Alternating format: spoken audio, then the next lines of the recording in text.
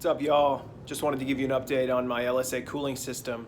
I found some quick connect fittings that work much better than the original solution I had, and I also finally got my grill installed. I'll show you what I had to do in order to get that thing on. Let's go take a look. All right, so first up, here are these Dorman quick connect fittings that I found. Now, I searched Dorman's website, and they have them listed by inside diameter, not outside diameter. So I tried a few different fittings. I ended up buying, I think, 8mm ID, 12mm ID, and 16mm ID. And the reason for that is these fittings are actually 5/8 here. This is supposed to be 5/8 hose. You see that's 5/8 on the top. This is actually 3/4 on the bottom. So I ordered these Gates heat shrink in lieu of standard hose clamps. You see I've got a standard hose clamp on the upper connection. The reason is I ordered one fewer than I needed. Whoops. Regardless, so these are actually the 12mm Dorman quick connectors, 90 degrees. You see the part number up there is 800-290. These were about $20 on Amazon, shipped quickly. They're a little bit short. You'll see these hoses hit this boss right here. It's kind of hard to see. Not quite ideal. And actually, the ZL1 from the factory has these quick connect 90-degree fittings. I believe the bottom hose actually goes off to the driver's side.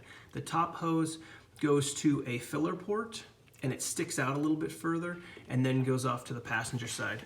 I've got both of mine running down here to my coolant tank, and then also through the radiator support to my heat exchanger. Now about that heat exchanger, check this bad boy out.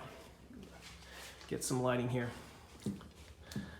So I cut my grill in a couple of places. I don't know if you can see it. I've blacked everything out, so it makes it a lot more difficult to see, but get up close here. So you see right there, I had to cut some fins. Up top, I had to do a little bit of cutting. And then again, on the other side here. Let's get some light on you. So then on the other side, I've also cut there. And then down toward the bottom as well. So you see I kind of cut those fins. Now would I have liked to do that? And also in that filler, you can see the filler. Now would I have liked to do that? Obviously not. But I don't know. I really wanted this massive heat exchanger, and this is how I ended up making it work. So it doesn't look as bad as I thought it was going to when I first installed this thing and realized that that grill was going to interfere with it. Now in order to make this fit, you can kind of see I might have been able to push it back ever so slightly. Actually, no, I couldn't have a little blob of solder from when I was doing some wiring.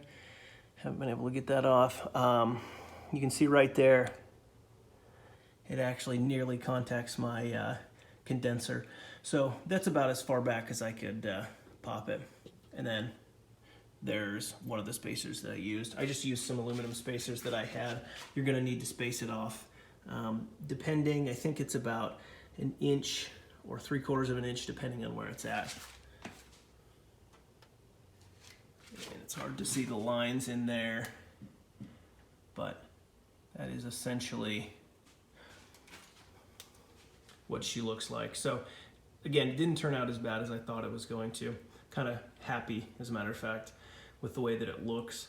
Still need to tighten everything up, throw on my headlight bezels. I'm gonna clean those up and repaint those. But yeah, that's essentially what my cooling system looks like. I think that it turned out pretty well. I would certainly like a filler port like the ZL1 has. I'll put that part number of the ZL1 hose, but that thing's like $120. I think that Summit sells it for the cheapest. So what I do, since I don't have a filler port at the highest part of the cooling system for this LSA, I actually just pop this top quick connect fitting off. I pour a mixture of water and water wetter in here, and I do that until it dribbles out of the top part of the supercharger. I then plug that thing off. Now, that's probably not ideal. You probably are still going to get a little bit of air in there if you do that. But if you're truly concerned, I'd spend the money on that ZL1 hose for 120 bucks. But for $20 plus some bulk hose, I think this turned out all right.